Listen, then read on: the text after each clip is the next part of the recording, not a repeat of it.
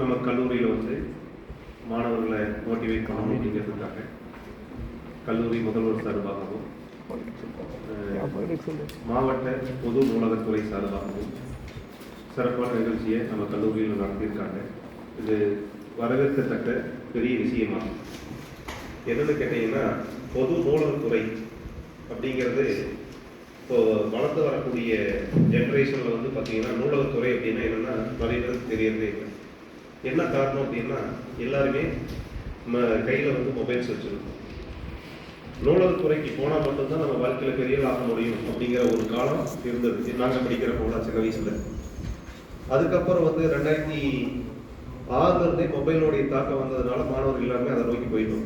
நூலகத்துறை வந்து கல்லூரி மாணவர்களுக்கு வாசிப்பு திறனை அதிகப்படுத்தணும் அப்படிங்கிற ஒரே ஒரு நோக்கத்திலையும், நூலகத்துறை வந்து மாணவர்கள் வந்து ரெகுலராக பயன்படுத்தணும் அப்படிங்கிறதையும் இதுல இருந்து நம்ம தெரிஞ்சுக்க வேண்டிய விஷயம். ஏன் சார் நூலகத்துறை வந்து இந்த நிகழ்ச்சி நடத்துறாங்க அப்படின்னு பார்த்தோம் அப்படின்னா, மாணவர்கள் மத்தியில வாசிப்பு திறன் குறைவா இருக்கு, எழுத்து பயிற்சி குறைவா இருக்கு, நினைவாற்றல் குறைவா இருக்கு.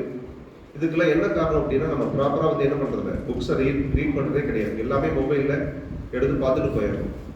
மொபைல்ல பார்க்கறதுனால உங்களுக்கு நிறைய நன்மைகள் இருக்கு, ஈஸியாக கிடைச்சது.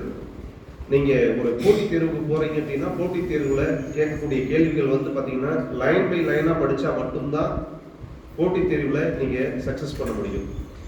நீங்க சேட் ஜிபிடியா இருக்கட்டும், எதா இருந்தாலும் போட்ட ஆன்சர் வந்துடும். அப்படி நீங்க படிச்சுட்டு போனீங்கன்னா எந்த காம்படிட்டிவ் எக்ஸாம்லையும் பாஸ் பண்ண முடியாது.